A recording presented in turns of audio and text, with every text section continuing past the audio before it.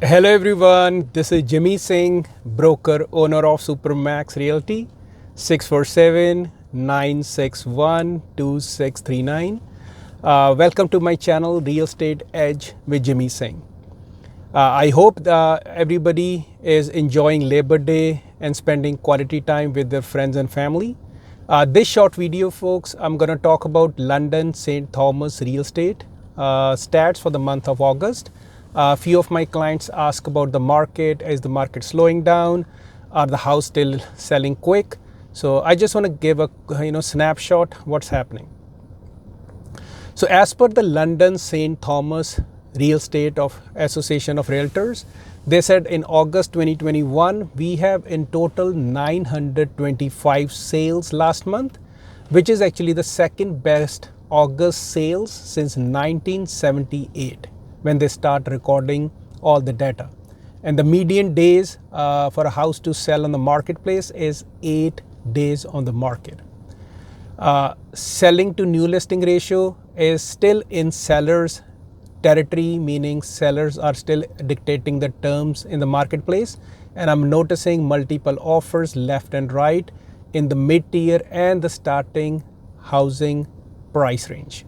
And in London the ratio is 94.6%. St. Thomas, the selling to new listing ratio is 90%.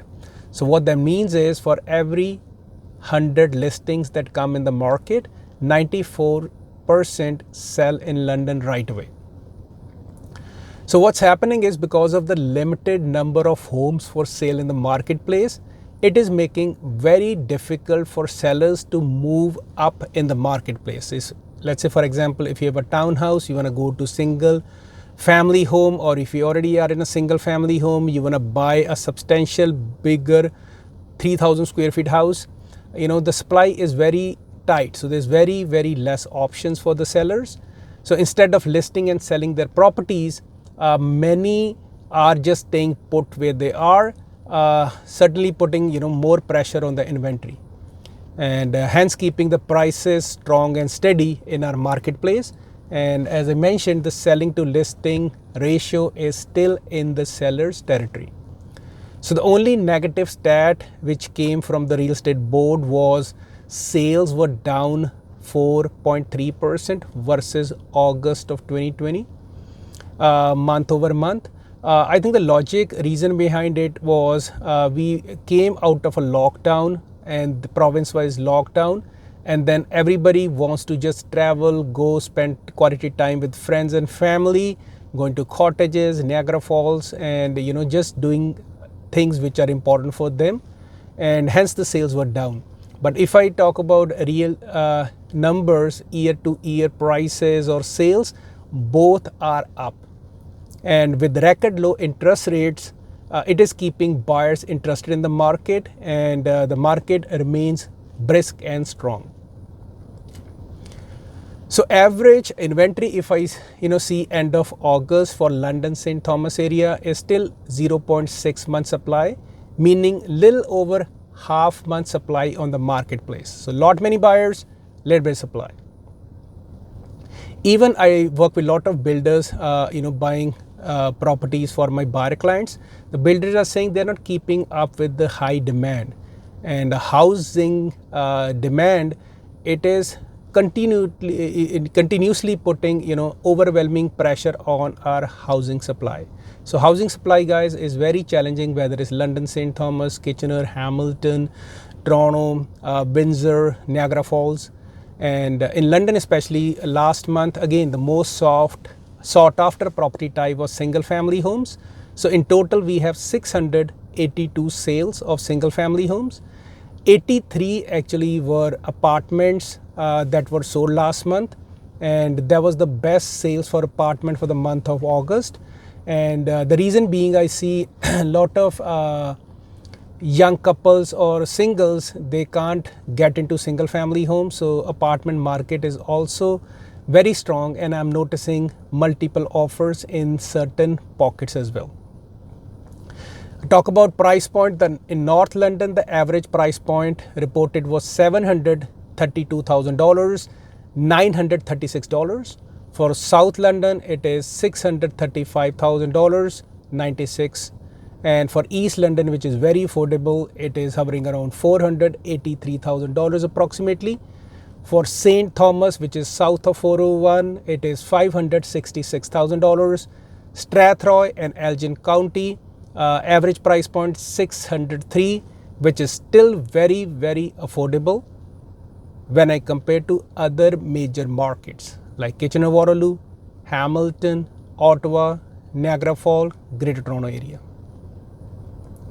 And if I talk about home price MLS home price index, single family homes have risen 34.3% from last August of 2020. Townhouses, they're up 38.1%. Apartments, they're up 13.1% in the month of August 2021, year over year. And again, guys, the numbers that the board comes up with, average price, they are not the true reflection what the housing price are in the different neighborhoods in London. So whatever is selling in Sunningdale or maybe Byron or Summerside or Talbot Village, it doesn't reflect this much money can get you in that market. The reason being is every neighborhood has a mix of different property types, townhouse, condominiums, starting home, luxury homes. So if in a certain month, few 1.5 million, 2 million sales happen, they skew up this data and distort the facts. So what you have to do is you have to be, if you want a specific information, call a local knowledgeable realtor. You can talk to our team, Supermax Realty, at 519-933-2559.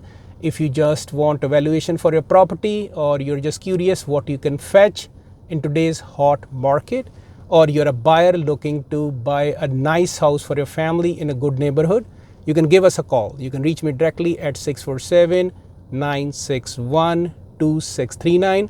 We are on top of the market stat and we have lots of local knowledge. And the other thing I like to talk about is, especially I work with a lot of first-time buyers, and I tell them, the income and price of the house has no correlation in the bigger cities. Meaning, let's say 5-10 years ago, your average job can get you in a house, but not anymore, because 10-15 years ago, you make decent money, 60,000 for one person, 60,000 for the wife, and like for 100,000 you can buy a really good house. But these days, bank give you 4.5 times your income. That is the mortgage you can get approximately, plus the down payment.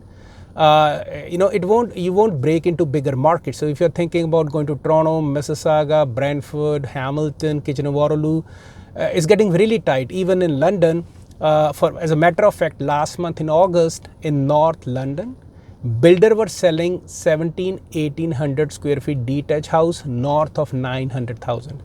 And 2,200 square feet houses, they're selling 1.1, 1.2 in good neighborhood in South and North London. So these are actually the true prices.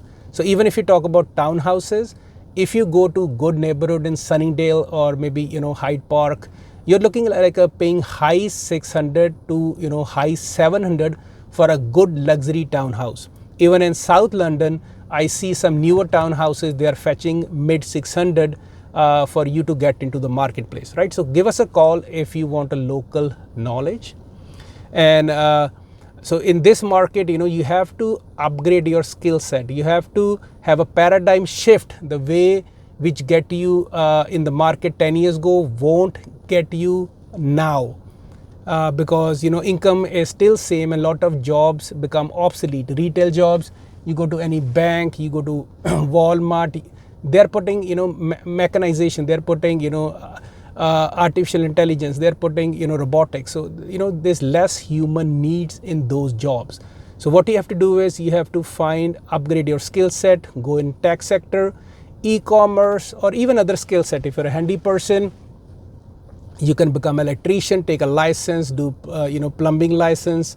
And I see this trend with a lot of young folks I speak with, especially younger generation, millennial and generation Z, 20 something, 30 something. With pandemic, the way they think about the world have shifted. Now they don't think that anymore, right? So to buy a house in a good city, guys, you have to upgrade your skill set and do a side hustle.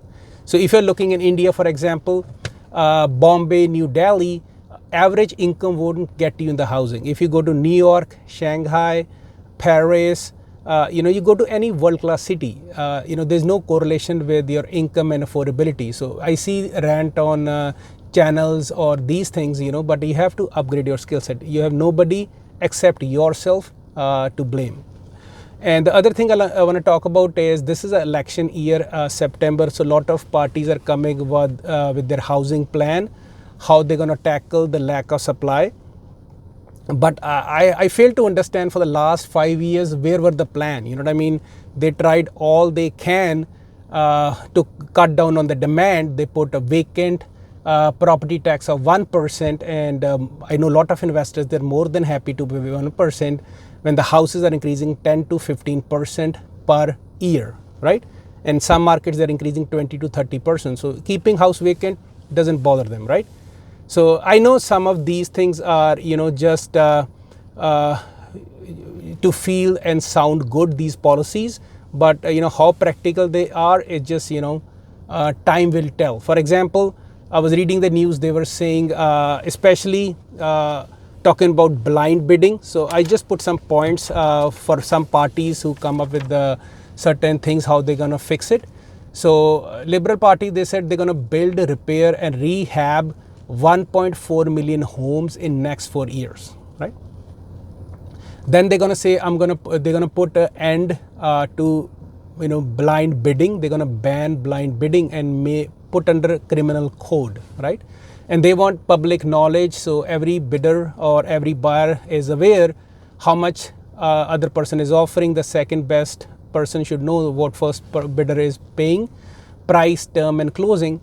But I still feel, it's a privacy issue in the sense that buyer and seller sometime I deal with, they want to keep the transaction very private. They don't want agents to post online telling how much they get for the house, and they want to not disclose the price. So it has to be their own right, but again, they want to make it a criminal code. So only time will tell, because I think certain laws are under provincial jurisdiction, not federal. So I don't know how they're going to satisfy their promise.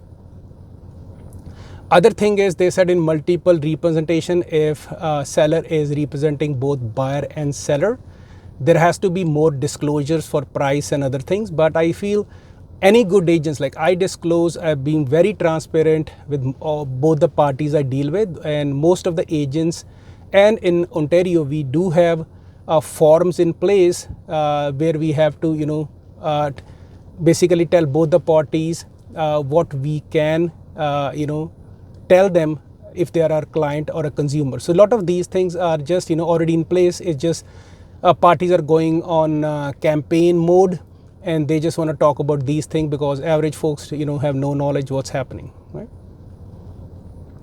Other thing is they're talking about, crackdown on speculation or flipping. So what they plan is to put at least landlords in the place for 12 months. So after 12 months you can sell the property, and they're even talking about putting 20 to 50% capital gains on top what is already there, right? And another thing I think Liberal is talking about, ban on foreign ownership for the next 2 years in our housing market, so Canadians can get a crack on the housing ownership.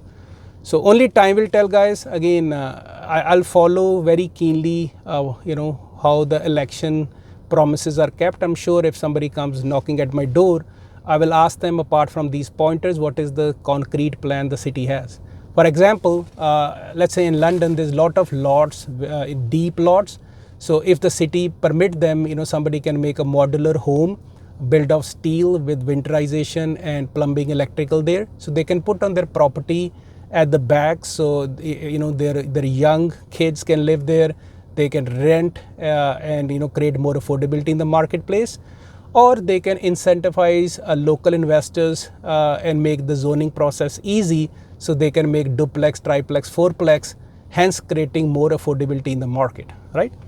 And as I said, NDP is saying they're going to put 500,000 new affordable units in next 5 years.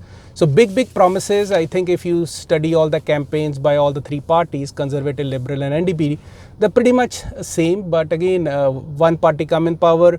If I see Greater Toronto market, it's on tier for last 15 years, right? So there's all different parties there, and they have their own chance for 5 years to put things in place for average folks to have a shot at the ownership.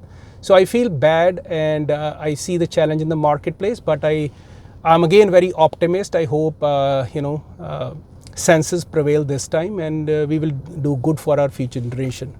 So again, guys, if you are first time to my channel, Real Estate Edge with Jimmy Singh, please subscribe. If you like the video, smash the like button, and if you want to leave some comments, you're most welcome to do so. And if you're in a marketplace to invest in London St. Thomas market, you want to buy a first time property, or you're a seller looking to get top dollar for your house, give TM Supermax for free market evaluation. You can reach me at 647-961-2639. Till next time, God bless you guys.